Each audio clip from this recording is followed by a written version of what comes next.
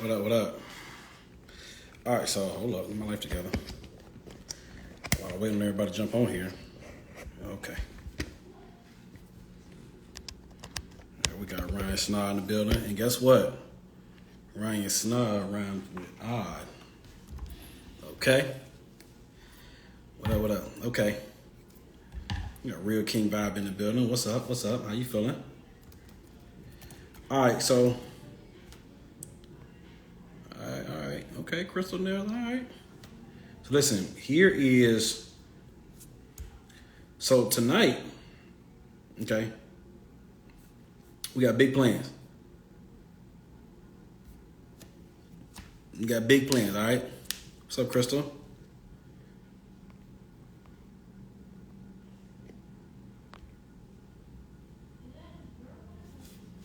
All right. Let's go and get this thing popping, man. So listen, tonight we're gonna talk about pricing, proposals, and a host of other things, right?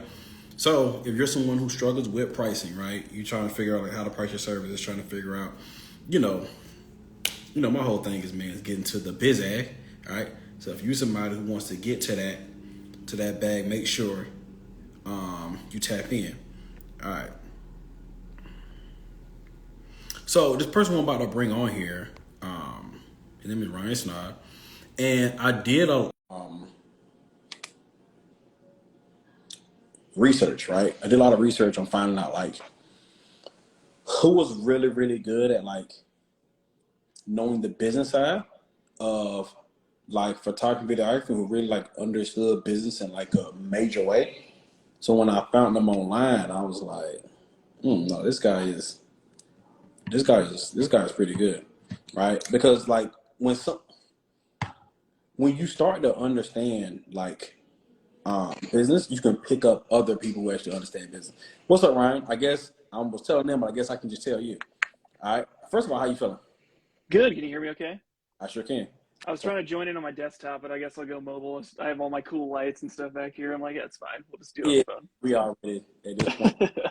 But basically, while you're on here, I guess I'm gonna let everyone else know like how I kind of came across you. So I don't know whether I started researching something or typing in something, but regardless, I typed in a couple of keywords just trying to see who would actually pull up, right? Might have talked, may have pulled up proposal, premium pricing, retainer, or anything along those lines, right?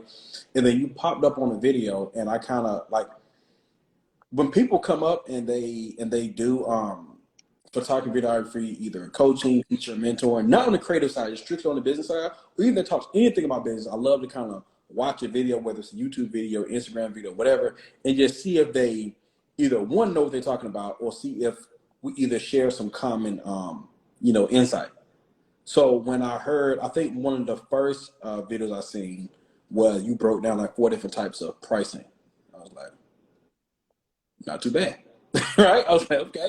And then I might have seen something where it was talking about like getting clients on LinkedIn. I was like, okay, okay, I like this guy is on the road. Okay, he got two for one. He's doing good, right? And then after watching multiple videos, and I like him. I like this guy. Um, I think we should connect. I think we should, do business together. So that's kind of like, I guess if you, this is real live. This is live too, y'all. So he don't even know how I Sure. even, right? So that's actually what happened. So I don't know. I just like when people can be honest, be genuine, give people the real, like no fluff, and it's real hard to find, right? And especially on YouTube, it's kind of like how much like fluff and BS and kind of like stuff is on YouTube. So when I found you and you had, the 13, 14, 15,000 subscribers, and I'm like, man, people don't understand. All the sauce is on this guy. This guy should have 1 million subscribers right now.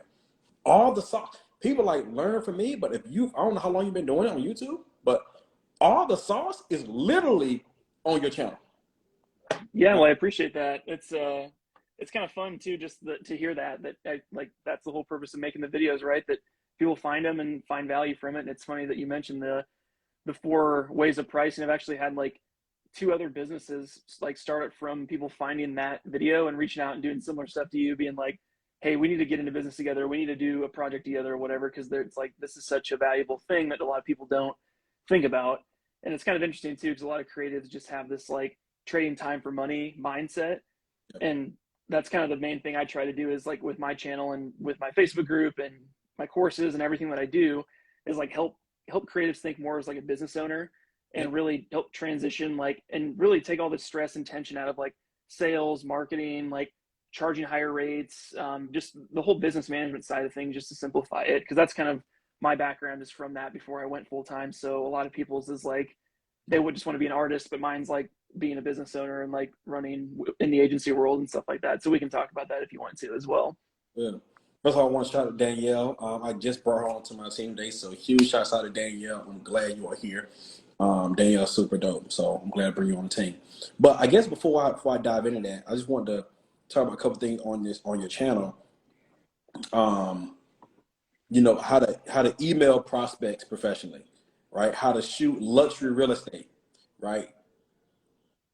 Okay, sorry, people mentioned the same time. How to start video for beginners, right? How to become a wedding videographer, business tips for videography, earn $10,000 a month shooting real estate.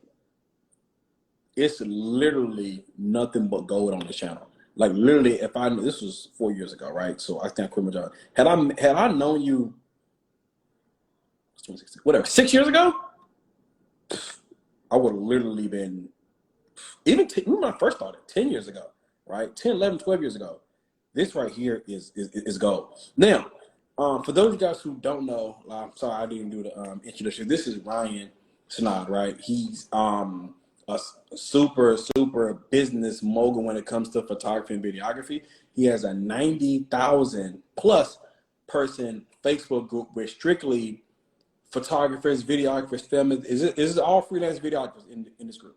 Yep, just all freelance videographers. Started the group about 3 years ago, and we have about 200 to 300 people a day request to join it. And we've had to start like filtering people out just because there's bots, spammers, people that aren't relevant. You know, we try to make it a helpful place. So I'm sure we'd be well over 100,000 if me and my mod team accepted everybody in, but we've had to kind of get selective with it. So it's been pretty fun and something I never expected to happen. Like hitting 90,000+ people in that group. I'm like, holy cow, that's like so like Yeah. I live in a city of like, 1 million people, and I'm like, I can't imagine like 1/10 of those people all knowing who I am. That's kind of wild.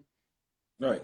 Okay, so all right, so I guess tell me a little bit about, tell people who don't know, who you are, where you from, and where you kind of like, where did you kind of start this journey? Sure, no, it's a great question. So I always start my journey kind of like in college. I started shooting like fitness YouTube videos. That was my YouTube channel was all about fitness back in the day. That's like one of my big passions. So I was shooting my workouts and I didn't really know what I was doing. So I was making GoPro videos every week of like my workouts and stuff like that. So I did that for a year straight and only had 40 subscribers and nobody watched my videos. And it was kind of like, oh, that sucks, right?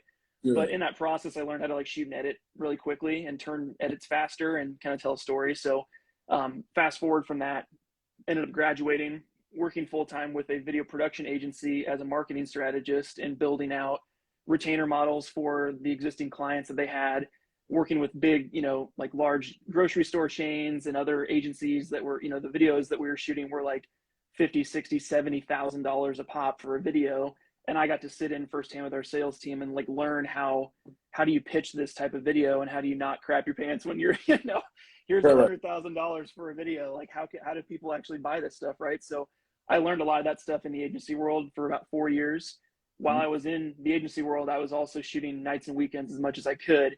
Everything from shooting videos for influencers like bodybuilders to like corporations, other different clients here and there.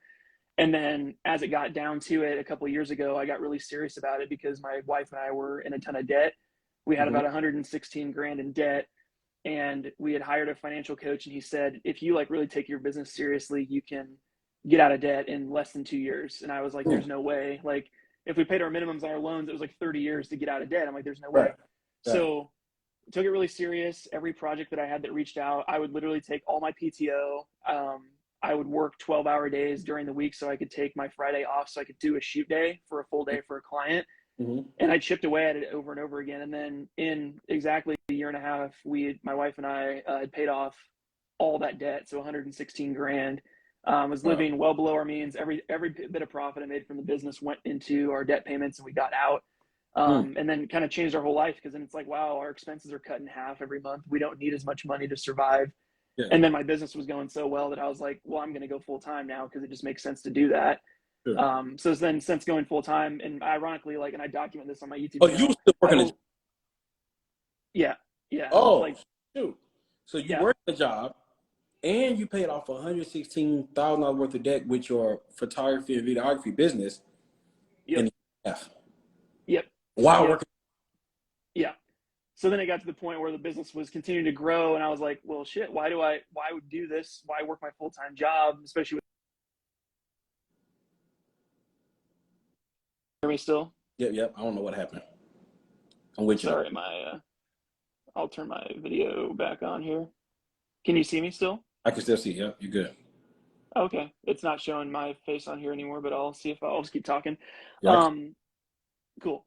So yeah, so then that happened, and then continued to like use the things I learned in the agency world and use it for my own business. Started to grow that, and then it got to the point where it took off. So I've only been full time since December of last year, so like 7, 8 months.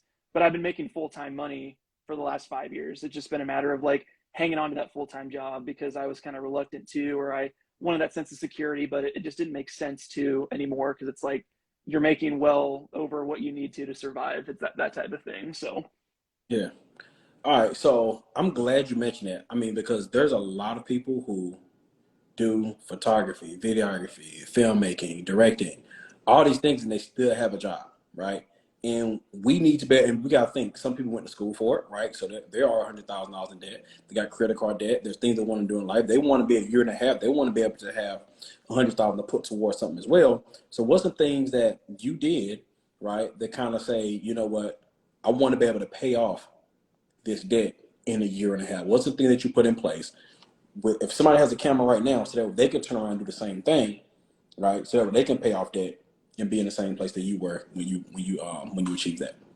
sure, yeah, I would say, like, honestly, that being in debt and having like something to fight for, honestly, is what got me to where I'm at. Like, if you're complacent, or if it's just an extra thing on the side, like it was for me for many years, like I didn't pursue it super Mm-hmm. hard, because I'm like, it's an extra 10, 20, 30 grand a year, which is a lot for some people. But for me, I just like kept it all in my business. I just didn't really think about it. It was like extra money for a rainy day, because I'm like a compulsive saver. So I had all this money stashed away, but I'm like not using it for anything. I'm not balling out and buying like a new car or something. I'm like, I just keep it in the account. But Yeah. then once I had like my back was against the wall, and I realized like my wife and I were getting married, we were trying to pay for a wedding, looking at all of our other debt outside of that and our house and stuff. I'm like, this is just like crazy. I don't want to start a life with my wife and be buried in debt. So once that kind of clicked for me, I had my why outlined. Then I started to put a plan in place on how to do it. So it was like, okay, how do I get my expenses as low as possible with my business? How do I get more profit? And for more profit, it's like, okay, I need to charge more. What what's the going rate that other people are charging? What industries would pay more, or what could I get repeat clients in? So you start to just reverse engineer what it takes to get there. Mm. Okay. Now let's talk about this. Let's just dive into just different sectors. I just got a lot of stuff to go over. So I guess let's talk about real estate. How do we make $10,000 a month in real estate photography videography? Sure, yeah. So and that's one of my videos that I kind of dipped into myself, like doing real estate. I got to a point where like I could have made tens of thousands a month doing that, because if you find the right agents that have higher listings. But really the bits and pieces to that is like becoming a real estate marketing company. That's the Okay. biggest thing that's happened since I put that video out. That's changed, is like, if you're going to do real estate, you need to be able to do photo, video, Matterport tours, 360 tours, drone, like basically Every, like provide all the marketing services for a sure. realtor.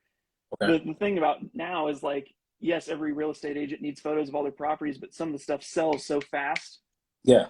that video might not be feasible. But the way Right. to really do it is if you can get, one or two clients to start that have a lot of volume of listings, like they have a new listing every week that you could go and shoot. If you're charging anywhere from like $200 to $600 for that one shoot, you can get there, shoot it in a half an hour, turn their edit around in an hour or two, and you could shoot 3, 4, 5, 6, 7, even up to 8 of those properties in one day if you got enough clients. So that's really where it comes. There's a lot of other people that are doing really well in this. I know like Eli Jones, he's down in Dallas, Fort Worth, Texas. His company, I think, is called Norman and Young. That's a great example. He's in one of my course Facebook groups, and his company's killing it. They have like 16 staff Mm, that they do all they do is real estate. So they just shoot photo and video, and they get a lot of crap because their rates for photo shoots are like $200 ish around there. right. But they have the volume because they have like hundreds of clients Absolutely. that book them for every one of the listings. So they get, you can scale that model over time. So that's really how you would do it in a nutshell, is offer a low tier photo option, like a $200 to $300 for your photo shoot, Right. do volume of that, and then offer upsells that you can make more money and more profit. So offer a video for an extra 200 to 300, offer a Matterport tour for an extra 200, 300, drone coverage for an extra 100, and then like stack those services up over time. So then it's just a matter of doing the math where it's like, okay, if you can get an average order value of $500, you just need X amount of clients to hit that 10,000 a month number, and you can just go from there. So that's again just one niche that you could look into is real estate. For me personally, I just didn't have a lot of interest in it just because it's a lot of volume. Yeah. And I mean, I like shooting real estate. It's fun, but it's not something that I want to be doing all day, every day. So that's Mhm. kind of why I built my niche in the fitness space, doing corporate stuff, because there's a lot of margin there. And it's something I love to shoot. Like I really light up shooting anything fitness related, corporate stuff, all that stuff is kind of what I like to do. So All right. Yeah, because I'm doing the numbers. It's kind of like you're talking about $300 or whatever, four or 500. You do two of those, where whatever you could be in between $800 $900 a day. 20 of those, I mean 10 of those, essentially 10 days. You're at $9,000. yeah, you work full days, 5 days a week for 2 weeks. You just work like a normal nine to five, 2 weeks, and you've made Yeah. 10 grand in a month. And you still got 2 more weeks to do Do more whatever. work, shoot bigger projects, take a Whatever. 2 week vacation. Yeah, it's like you got a lot of freedom and flexibility to do that. So I love it. I yeah. love it. Okay. Like where does it have to be in a certain area when it comes to real estate, or what does that look like? Yeah, Or I would say focus on the listing. You focus on like the listing price. yeah. So if you're looking for like higher ticket per house, I would say like look for the 750,000 and up in price range because you can charge more because those bigger properties typically sit on the market longer. So having really good marketing collateral helps them sell it faster, so it's worth it to them.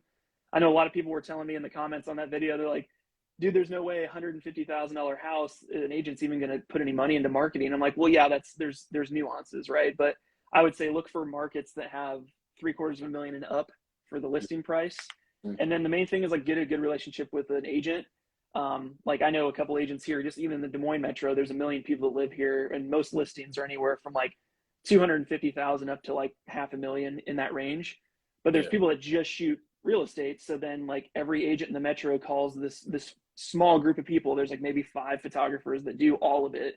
So they have a lot of business because they have, they're helping Remax, they're helping Coldwell, they're helping Keller Williams. Like all these people just look to this one guy or girl and they do all the work for it. So it just depends on the market. Obviously, New York City is a little different than little Podunk, Iowa, where I live, but it just depends, man. Like people have a lot of excuses about, well, my area won't do that. There's not enough work here. Like I built a 6-figure business in like Podunk, Iowa. If I can do it, literally anybody can. There's no excuse out there for people that are thinking that they just don't have what it takes to do it.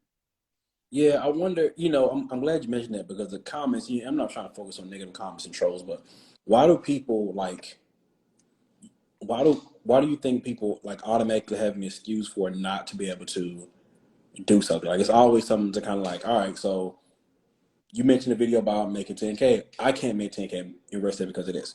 You mentioned something about whatever. It's a video here talking about high ticket video. Nobody's gonna buy that here or whatever. What do you think the mindset is behind that? Yeah, I think there's definitely like two types of people. There's people that are gonna do and people that are gonna talk. And I think that's the sad thing about YouTube. Like, unfortunately, is that a lot of people will watch my videos where I'm all about like, here's the tactics to do it. Like, take these Yeah, tips and go do it, and then right. come back to the video in a month and tell me how it worked or if it didn't or Sure. whatnot. Yeah. But a lot of people are just really skeptical and they want to, talk down about it, and that's fine. There's those people out there. But Mhm. anytime I get a troll on a video, I always know like that person would never do it because I literally gave them for free the Everything. steps on how to do it, like Mm. A, B, C, D, and they refuse to do it because they would rather waste their time online learning without actually implementing. So I think that's a big thing about it is like you have to trust who you're talking or who you're learning from because like you said, there are a lot of like posers out there that you know talk a big game but don't actually do it. Like a lot of the stuff I talk about, I show how I do it in my business. Or in the real estate example, like I was in that world for a couple months and I jumped out, but I knew how to do it because I had friends that were in there. So I made a video about it just to help people. So I don't want people to think that I shoot a ton of real estate, because I don't. Like I do a handful every year. And Yeah. actually from doing that real estate stuff, actually got contracted by a national TV show to do like basically a House Hunters in Des Moines, Iowa. They had a 6-episode pilot season that they found me and they're like, oh, you put this video out on YouTube about real estate and we've seen your other real estate stuff. Like, do you want to shoot this TV show for us for 6? And that was good money for that one. That was like a guaranteed 6 shoot day. And their editing team took care of it in San Diego. And it's like, these opportunities just come from putting out helpful information and then also just like helping people as much as you can. I love it. Tell me about these different pricing or different ways to price, right? It's about 5 ways where you can price something. Can you dive into those different types and what does that look like so we can know what it is? Right. Can you still see me okay?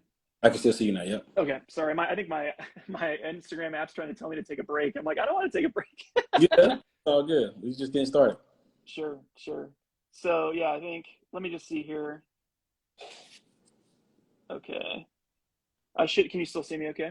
Yep, you're good. Okay, sorry, just ask me one more time. Sorry, this thing came up Yeah, and blocked my screen. a few different ways to price different like projects and what are those things? Like we know like what it is essentially. Like I talk about retainers. What is that? What are the other different types of ways you can price things so we can know just how we can differentiate them all? No, that's great. Yeah. So I would say like in that video I talk about it, but I can review it here for people that didn't see it. The main thing, like the 4 main ways I talk about is like hourly rate, day rate, a flat rate or like a project price, and then a retainer. So most people that are watching this probably think like, oh, if I'm a videographer, people say, what's your rate? It's like, oh, 75 an hour or 100 an hour or 200 an hour, whatever, or some people are like, man, I'd take 20 an hour, whatever it is. Sure. The problem with that though, is that you can't scale that model. Like there's only so many days in the week, so many hours in the day. You do a full shoot day and you're charging 20 an hour. It's like, you can only make so much money. Right. So that's the biggest downside with that. The pro to that is that it's easy to price stuff out because it's like, how long would it take? Boom.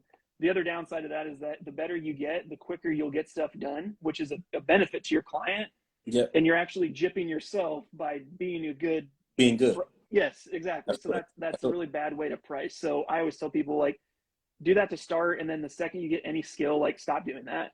The next step would be more like day rate. So that's pretty industry standard. And it's like, what would you charge for 8 to 10 hours of your time in a day? I typically do these if I'm like white labeling for other contractors. Like there's a company that reached out that they need me to just shoot for them. And then I'm going to send all the files to their editing team. So I'm doing a shoot like that next week. There's 3 days.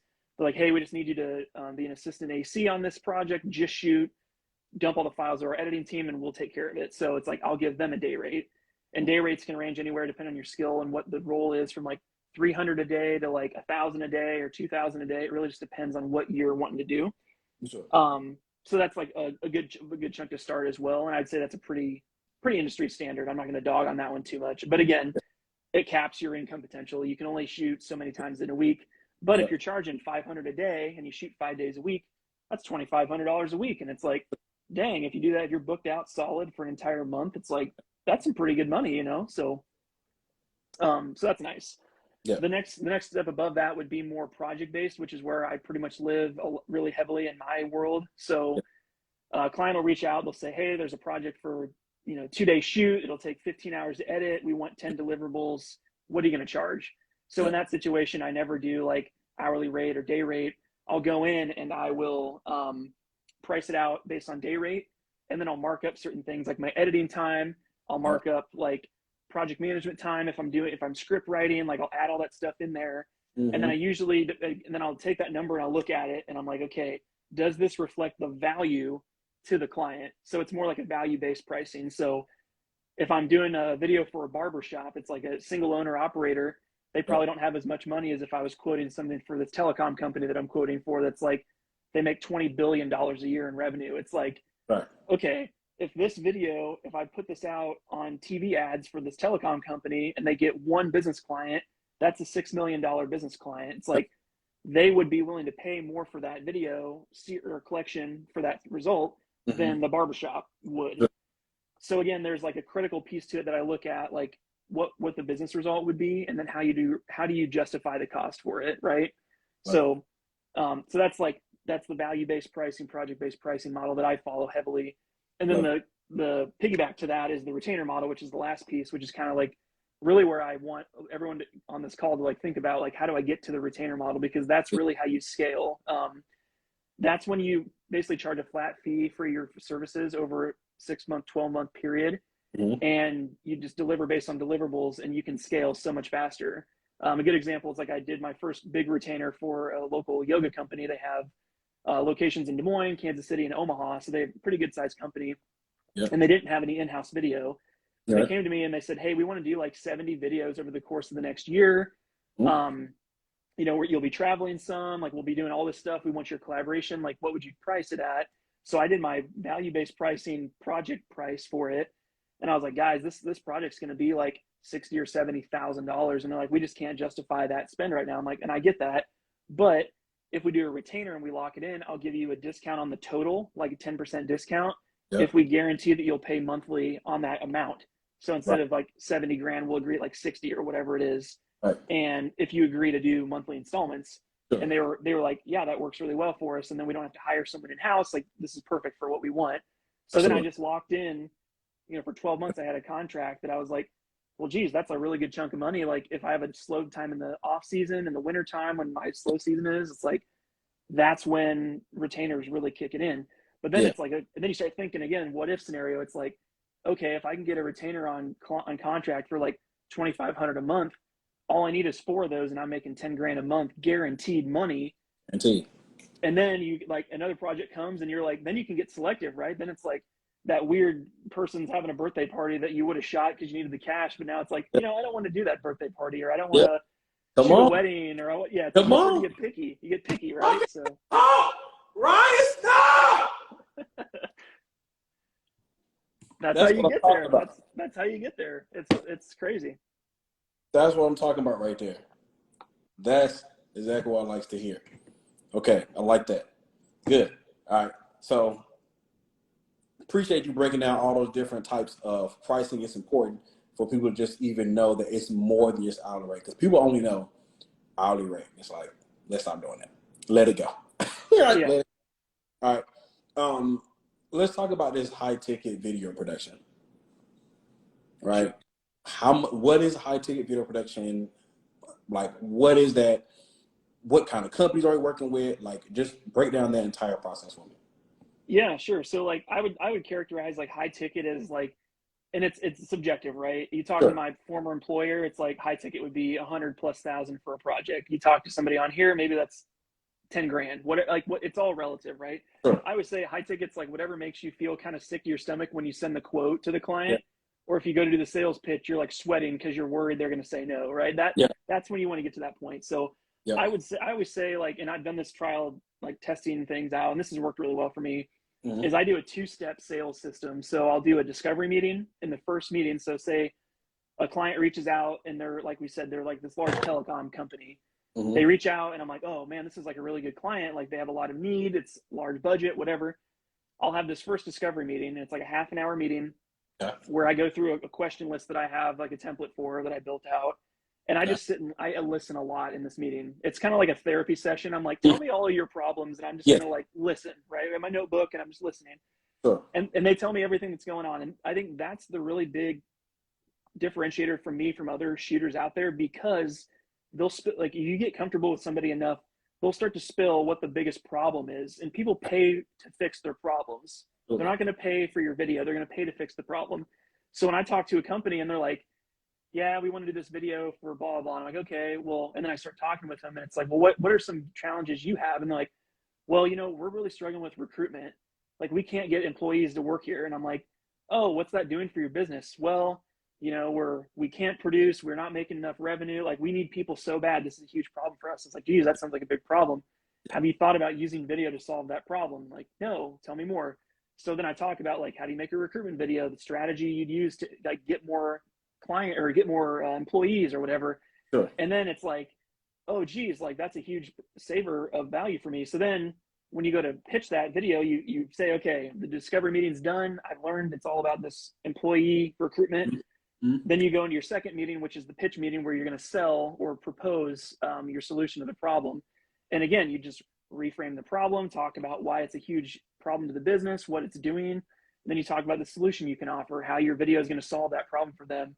And then you compare it to what they're so, we're losing 10 grand a month on revenue because we don't have a team around this we really need to hire for. It's like, what would it do if you filled those positions? Well, we'd make $10,000 a month in perpetuity. It's like, geez, like, okay, you'd make 120 grand in a year that you'd save in that money if you just had this video that would solve that problem. Wouldn't it make sense to invest 10, 15, $20,000 to get a really good production to put that together? Sure. And they're like, yeah, that makes perfect sense. Let's do it. So that's really essentially what it means to sell high ticket, is to find big companies or big clients with big budgets, with big problems, that are willing to pay to solve those problems. Right, not. You're going to wake your neighbors up, man. That is saucy. That's saucy. Okay. All right. So let's get into what everyone wants to know. What are the different ways we can get clients as a photographer and videographer? Where are they? What are we doing? Like, we trying to find them. Where they at? How do we get them? I would say, I mean, it just depends on what niche you like to shoot. If you're shooting music videos, you're going to find clients in a different spot than if you're shooting corporate stuff. Or if you're shooting weddings, it's different from there. So I would say, like, figure out what types of videos you like to shoot, or what do you want to be known for. And then just think, where do the people that hire those types of videographers hang out online, and go there, right? So people give me crap a lot because I'm not really big on Instagram myself. Like, I've only got, 2,000, 3,000 followers, whatever it is. But I have 15,000 on YouTube. I got a 90,000 person group on Facebook. Like, because I'm intentional with where I put my time and energy, because I know my customers are certain places, right? Right. So for me, I love shooting corporate and like companies like in the fitness industry. So the people that I usually work with are like marketing directors, chief marketing officers, branding officers for like large companies like football helmet manufacturers or sports companies or people like that, right? Mm-hmm. Those people don't hang out on Snapchat. They don't hang out on TikTok. Those people are almost exclusively on LinkedIn. Sure. So you were talking about LinkedIn earlier. That's why I have a LinkedIn strategy with all my stuff, because literally just posting on LinkedIn has gotten me so much work. It's like, if I had tracking software, I would probably be like able to attribute most of my big projects to LinkedIn, because on LinkedIn, I can't remember the current number of it right now. Yeah. There's like 60 million people a week that are actively on LinkedIn. Mm-hmm. And only, I think it's 2 million people of those 60 post per week. Everyone's just like roaming around on LinkedIn on the newsfeed, but no one posts anything, right?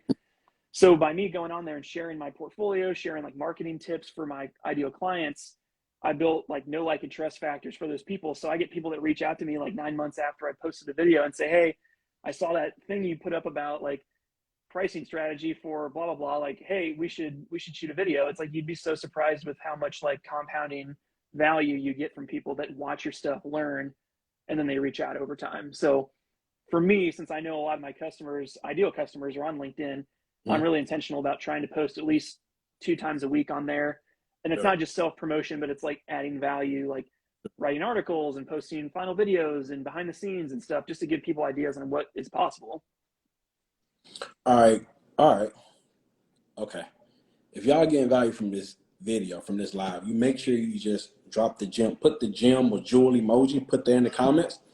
If you're getting value from this live, I want to make sure you drop the gem emoji, and I want you to share this live, right, with at least 3 people. So it's going to be a share button right here. It's like a little arrow. You hit that, share with 3 people who you feel will benefit from it.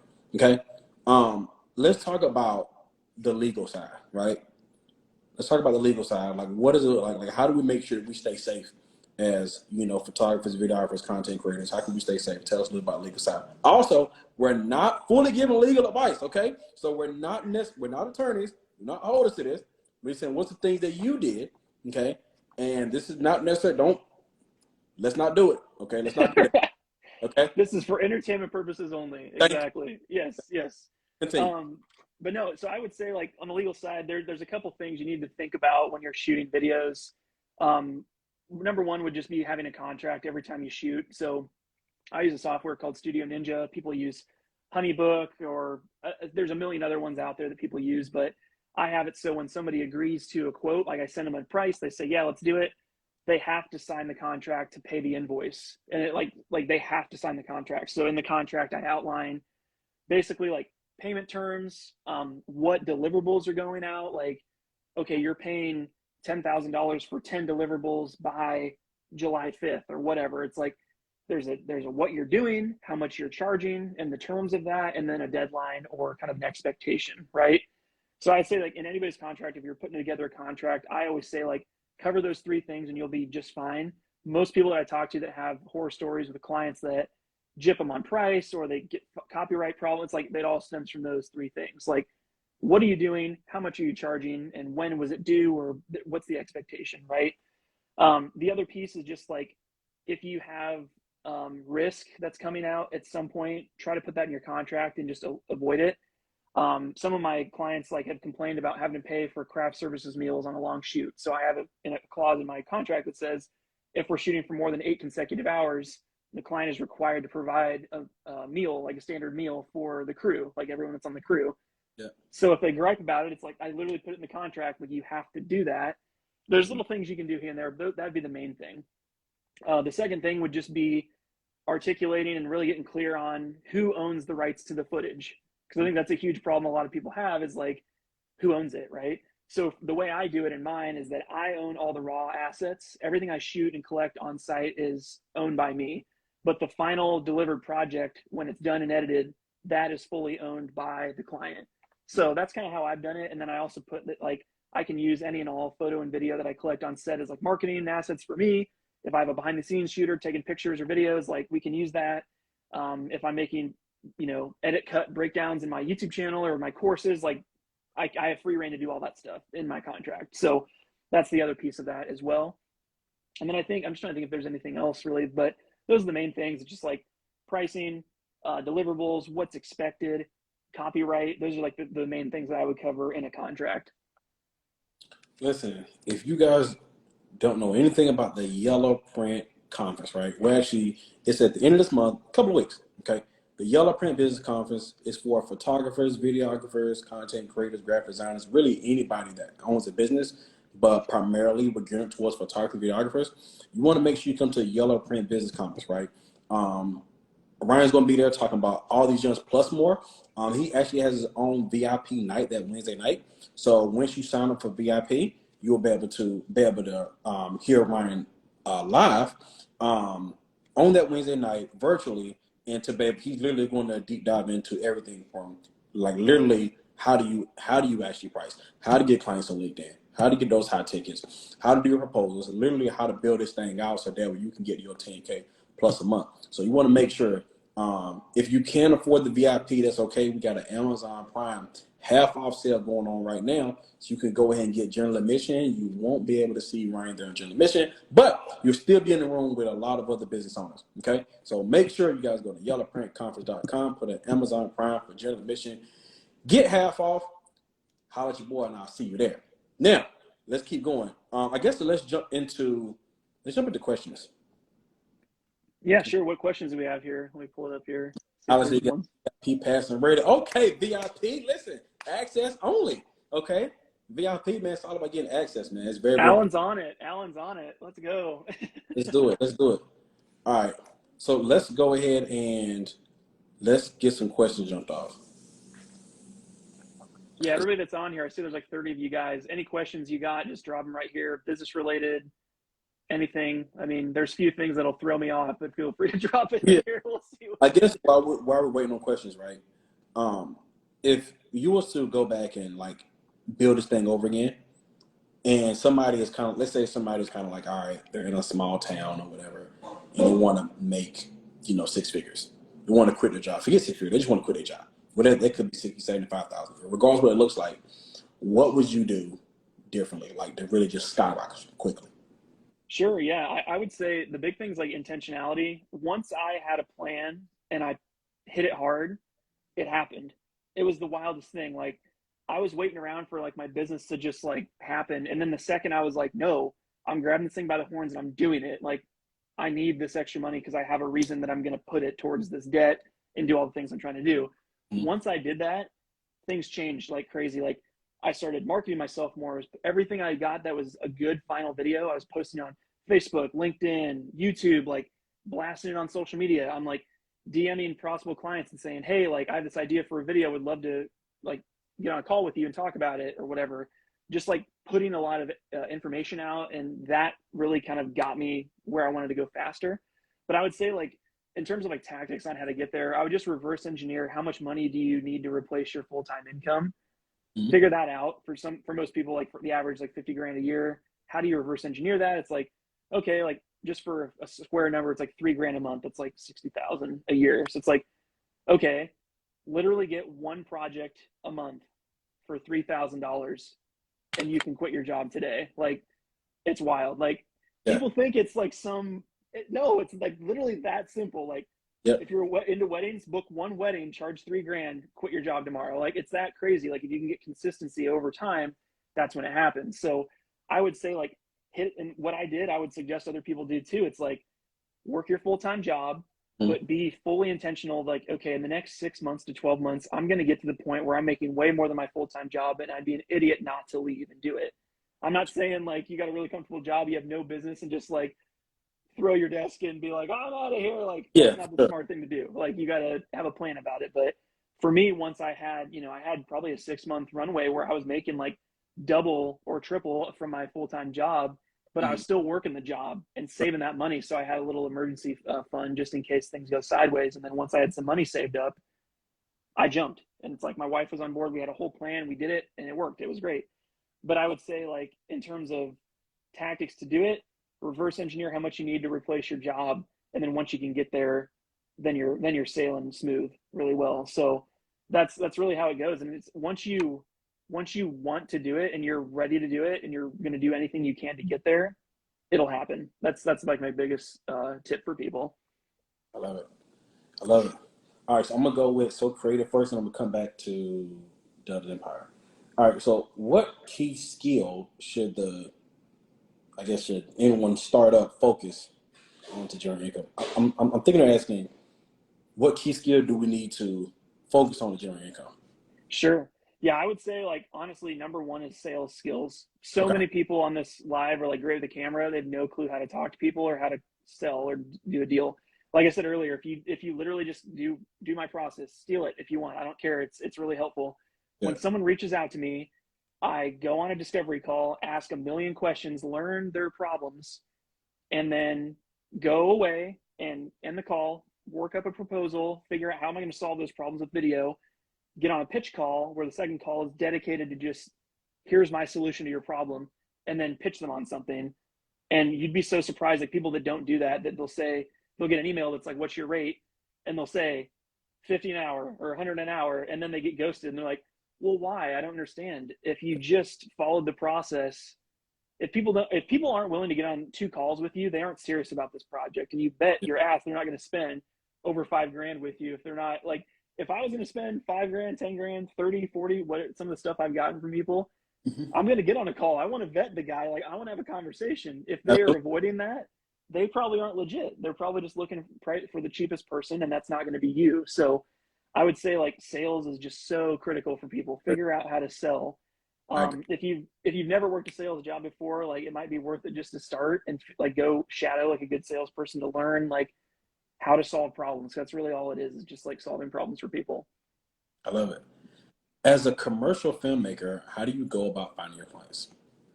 Okay, good one. So really finding clients is like, it started out where I would reach out to people and then start doing like fee to free or free to fee method. So like shoot a couple free videos to get a portfolio. Once I had a portfolio, then put it on my website. And then really like how clients come to me, I would say like 70% of them are referral or people that they've seen my other clients work and then they reach out to me.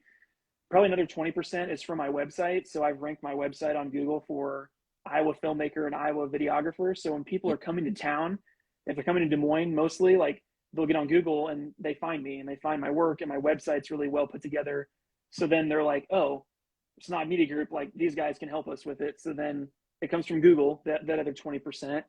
And then the other 10% is me actually like DMing or cold reaching out or calling ideal clients that I want to work with and being like, hey, I have a really cool video concept I'd love to share with you, or giving them a bunch of free stuff and saying nothing in response, being like, here's a bunch of free stuff. Would love to work with you guys in the future. That's really kind of the breakdown of how I get clients. The one, like I said, with that extra 10% too, is like one of them was I was speaking at a conference about video strategy, and I had two people in the audience end up like coming up to me after and being like, can I get your card? We'd love to shoot. And one of them is based in Hawaii, so I might be flying out to Hawaii this fall to shoot with them. And another one was in Oklahoma, so I just got back from that shoot where I was gone for a 4-day shoot, and we did 27 videos in 4 days while I was down there, and did their entire marketing stack of videos for an entire year in 4 days. So there's so many things you can do with how you get clients, but really it's like actively reaching out and then making sure that you're trying to attract people with social media, your website, so people can stumble into you and find you without it being some big surprise. I love it. Yeah. Kirk said, as far as copyright, would you post IG Reels, LinkedIn posts that you did for a client on your page to promote your client business, or would you give them the final deliverable or leave it as is? No, great question. So I would say I post all of my final videos on my social media, but I make sure to do it after my client shares the video. Agreed. So I had a couple people like, Agreed. I just had one where I finished this really good video business card for this finance company. It's a really good one to put on my website. I uploaded it to YouTube, my Vimeo, my website, everything, but I put it on private, and I'm just going to wait until they share it on their website, and then I will turn it on and activate it as marketing for myself. So I just don't want to leave a bad taste in their mouth. That's just kind of best practice for me. But yeah, use it, dude. Post it everywhere. Like if you have stuff you're proud of, put it out there, because that's how you're going to get people's attention. Like putting out good stuff, and they're going to see what you're able to do. That being said, don't post everything that you shoot. There's been plenty of things that I've shot that I'm not proud of, or that I just did it because it was a good payday and I was doing it something for my friend or whatever. Like, don't feel like you got to post everything. If you look at my social media feeds, everything is corporate and fitness, because those are the things that I want. If anyone finds my page to be like, oh, Ryan's the corporate and fitness dude, like he can shoot my stuff. I don't want a bunch of wedding couples to find me and be like, oh, he's the wedding guy, because I'm trying to get away from weddings personally. So, or music videos. Like, I've never done a music video. I probably never will, because that's not the niche I'm really interested in. So be kind of like, you don't have to like marry a niche right away, but as you get more established, you'll figure out what you like to shoot more of and what makes you excited about it. And then you can do more of that stuff in the future. Yeah. All right. So somebody said, but I literally cannot decide what's my favorite niche. I shoot a wide range of videos, but I cannot decide what avenue to fully focus on. Is finding a niche a must? All right, he just kind of answered a little bit of that. I can go deeper if it helps. Yeah, Yeah, Joe, that's a really good question. So I would say, like, if you're a beginner, shoot anything and everything that you can. I actually use this analogy in my courses. It's called an interest triangle that I built out. So it's like there's 3 corners of the triangle, and when you're a beginner, if it hits any of those things, do it. So if it pays well, do it. If you're interested in it or you have a passion for it, do it. And if it's going to connect you with the right people that will get you where you want to be with networking, then do it. If you're a beginner, anything that it hits on that, if it pays well and you're like shooting a funeral for like a celebrity and it's like a $10,000 payday, do it. Who cares? Like, if you're nauseous around dead bodies, you better be there. Who cares? Like, you need the money. So, but if you're, as you're getting higher up in your skill set and you're more valued in the marketplace, you need to start being more selective about what you choose. So what I like to do with that interest triangle is, after probably 1 or 2 years of experience, when someone reaches out about a project, if it doesn't tick at least 2 of those things, don't do it. So then it's like, instead of it hitting everything, it needs to hit 2 of them. So it needs to pay well, and you need to be passionate about it, or you need to be passionate about it and it's going to connect you with a bigger, better project in the future. So it needs to make sure that it hits 2 of those things. Then when you get to that next level, it's like, it has to hit all 3, and you have to be really selective because you're in demand, and it's like people want your time and you're very selective about it. So once you get to that point, then you start niching down like on kind of your own thing. Really, it's like figuring that out. But the other piece of this too, which we haven't really talked about, is if you're trying to build a business or a brand around more than just yourself. Like, if it's Ryan, I used to be Ryan Snod Productions, and then I got to the point where I built out Snod Media Group because I had this vision for what I want my company to be, where it's a group of people. There's like 5 or 6 of us that go and we shoot for fitness companies all around the country. We fly a team out, we come in and we do a media week like we did in Oklahoma, and we just descend on this company for a week and we get their entire marketing asset roll out for an entire year's worth of content. That's my unique offering that I want to pitch to the world. So I built my entire brand around that. So when I start bringing on contractors and full-time people and editors and more shooters, and I remove myself from the business, now I have this brand built that does those things, that focuses on that niche. So if you're trying to build like a general production house business, unless you have a certain thing that makes you different, you're going to really struggle to stand out. And it's going to be the fastest way to the bottom for how cheap are you. That's really the differentiator. You have to have something that makes you different. So in my business, it's corporate and fitness are the two differentiators, but then really it's the marketing strategy that puts my company on the map, where no one talks about how to do the website marketing, how to do their email drips, their sales videos, how to do the ads, because we also run ads as well. So it's like that next level is what makes me stand out from 90% of the people out there. So if you have something that you love to shoot, you don't have to say, I'm the wedding videographer, I'm the corporate guy. Find what makes you different and then lean into that thing. So it's like, if it's the customer service, if it's the experience on set, they feel like a celebrity or whatever, if it's the end product, whatever it is, like find that thing that makes you different and really, really lean into it and know what makes you different so you can market yourself better. Love it. I love it. Now, why should people come to the Yellow Print Conference, or why should people just come to events in general? Sure. Yeah. So, I mean, live events are super helpful for everything. Like if you're uninspired and you're trying to figure out what to do, if you just want to meet people, that's a really good thing, the networking capability. But for me, like I personally like live events as an attendee because I get to come in for a day or two or three, however long the conference is, and you just get kind of like you're drinking from a fire hose in terms of inspirational information. So if I come into this conference for Yellow Print, for example, I'm going to be drinking from a fire hose of like, there's a bunch of like people with information. I'm learning a bunch of stuff, and then you can use that to further your business. Take a ton of notes and then go home for a day or two, collect the information you need, and then you can use that to better your business. The other piece of it for me is the networking. I love that. Like my goal when I go to a conference is to meet at least 10 new people, get 10 new, people on Instagram or their business cards. If I'm going for work, like try and get 5 new clients from each time I go to a conference. But that's really the big thing, is like have a goal when you go into a conference, whether it's learning, connection, whatever you're trying to do, and try not to look at it as much of as an expense as it is as an investment. Like if you go there and you got one new project from it, it would more than pay for the price of the ticket. Or if you go and meet one more shooter and they connect you and now you're getting crewed out for them for an audio guy or a photographer or something, like, wow, that would have never happened unless you actually got in that live event and did it. I love it. I love it. What do you think will stop people from coming to either investing into events or conferences or things of that nature? Yeah, I would say the cost is probably the big thing. A lot of people also with the travel, just like those are the two biggest barriers that any event is going to face, is like, I got to get away for 3 days, or I got kids, or my dog needs watched, or somebody got to mow my lawn, whatever.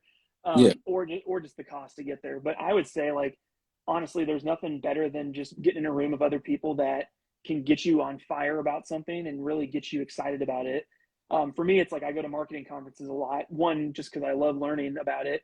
2, the connection. And then 3, I also get a ton of new clients because I'll talk about my strategies and they'll share strategies. And it's like, oh, we should get together and work on stuff. So for me, it's like the connection's huge. The information's even better. But just there's something about it. Like, yes, this call is going to help people. But if we were in a room and I was talking at you in person, there'd be an energy right now that you'd feel and you'd be fired up. You're like, God damn, like, yes, get me home. Like, I'm going to start writing some emails. Like, I need to get this going, right? Right. There's something about that does not translate on screen. So that's the secret sauce of the live event, is like the fire and the energy that you get from speakers and workshops that you can take and put it into your own business, and not just like, not like an artificial energy, but like a real energy. Like you can use that to go. So yeah, I actually did. I'm glad you mentioned that, because I was so like serious about it that I'm not doing any live stream, right? So besides the virtual business night, like I will not be doing live stream for the weekend, right? People want to like, I gotta work or whatever the reason is. It's kind of, I think you'll make time for what you want to make time for. So I know how important it is to be in the room. I would be doing people a disservice if I allowed like live stream, sit at the house, whatever. Like it's not even close. Well, and it's the same thing like with high profile people like YC is going to be there, Creative Ryan, some of these guys that like you watch them on YouTube all the time, but if you got in a room with them and you like meet them, you shake their hand, it's like, geez, like these guys did things, or all these other people, all the other speakers, it's like you get to connect with them in a different way than you would if you just saw them through a screen. So I totally agree with that. It's definitely a piece of it as well. So I'm not even going to like give people an option. You just yeah, right. I'm not even gonna. I'm just sorry. Somebody was in Barbados, and it was like, "Yo, you got anything for anybody this year?" I'm like, "Yep, get a ticket, fly, sure. Fly it in, man. just fly." Yeah, I want yeah, to go to an event in Hawaii, Barbados, whatever. sure. I've been masterminds in DR. Of course, it was like my coaching mastermind with my coach, but regardless, I still went. Bet, got a ticket. I'm in DR. What's the Absolutely. Absolutely. No, and I see there's some other questions here too. I'd like to get to them too before the hour's up because I need to hop off in about 5 minutes, but I want to answer as many as we can. Okay. Well, let me get this guy right here. There's only up one. Yes, you can upgrade a VIP. Just DM me your name and all this stuff, and I'll find you. I'll see if we can upgrade you. Question was, all right, how do you build a strong team, like-minded individuals that have the same passion and drive as you that will push the brand forward? Yeah, great question, Alan. So I would say for that, really like building team, I'm kind of in that stage right now for myself. Like I'm booked out all the time. Like I have 15 projects I'm working on right now, and I just got off paternity leave because my wife and I just had a baby like a month ago. So it's like, Oh, it, congratulations. oh, thanks. So it's been like a really crazy time. But for me, I would say like if you're gonna build a team, find the thing that is bottlenecking your success to take on more work, and then how do you fill those things so you could step away and the business still run. So for me, it was like shooting. I'm actually not the best shooter. I'm a better business manager, and like I want to do that stuff more. So when I have overlapping shoots, I just like hire out other crew that I've worked with before that I trust. I give them a brief, and I built out like a what would you call like an SOP for it. So basically, like telling them exactly what they need to do, what frame rates to use, picture profiles, like what I need from the edit, and then they go and do it. And I've trained them on like how to talk to people, how to like shoot the crap with people in an interview, like the thing, because they've shot enough with me, they know how I have that interaction with clients. So they just do it without thinking about it. So I have a couple of people that I do for shooting. I'm actually just now getting to the point where I need to start looking at an editor for certain things like my corporate work that I can teach people how to do my interviews and the editing side of it. So then I can step away from that side. But, and so that's more the technical hiring piece of it. But I would say in terms of building a strong team, find people that mesh with your personality, that have drive and they're interested in whatever their thing is, and then teach them how to be a cohesive piece in your business. So it's like when people hire Snod Media Group, they're not just hiring me, they're hiring my team of people to come in. So kind of figure out what you stand for, how you're going to make it a unique experience for clients on set, and those things will kind of work itself out more as you start to push the brand forward. Because like I said, my vision for what I want this to be is like I have 3 or 4 shooters that they'll fly to wherever in the country and work with fitness companies. And when I tell people that, there's certain people that get fired up, and then other people are like, I'd rather not do that. And it's like, that's okay. Like I'm looking for those types of people because that's where I want my brand to go in the future. I love it. I love it. Paneek just hit you up. Only up one. Should get you upgraded. Appreciate you, Paneek. So it's definitely dope having a dope team. So Paneek, appreciate you. Outside of that, man, Ryan Snod, y'all make sure y'all go follow Ryan Snod on Instagram. You make sure you please go to his YouTube. Please go subscribe to YouTube. All the gems are there. Okay. Just look me up. It's unsearched. Just look at my goofy name. It's Ryan RyanSnaadt. Or if Yes. you can't find me, just like look up GoPro photography. It's the #1 video. There's like 300,000 views on it, and then you'll find me there. So Either way, you make sure you guys go tap in immediately. Okay. Make sure you guys pull up yellowprintconference.com. You want general admission, it's half off. If you want to do VIP, you will be able to see Brian Snyder's doing a virtual business night that Wednesday night. Okay. So it's only for VIPs only, but regardless, we still want you in the room. We still want you either VIP or general admission. Make sure you pull up. With that being said, I will see you guys on another live. Ryan, I appreciate you. I can't wait to see you at Yellow Print. Can't wait for everyone else to meet you there. And with that being said, man, we are anything you want to tell everybody before you get up out of here? no, I would say thanks so much for having me, Brandon. I really appreciate just hopping on and sharing some information with people. This is what I love to do. But I would say like biggest thing I would take away from this, if you hopped in the middle of this, is really to think of yourself as a business owner first, Mhm. and how do you build a good, strong business that provides whatever it is you provide: photography, videography, creative design, whatever.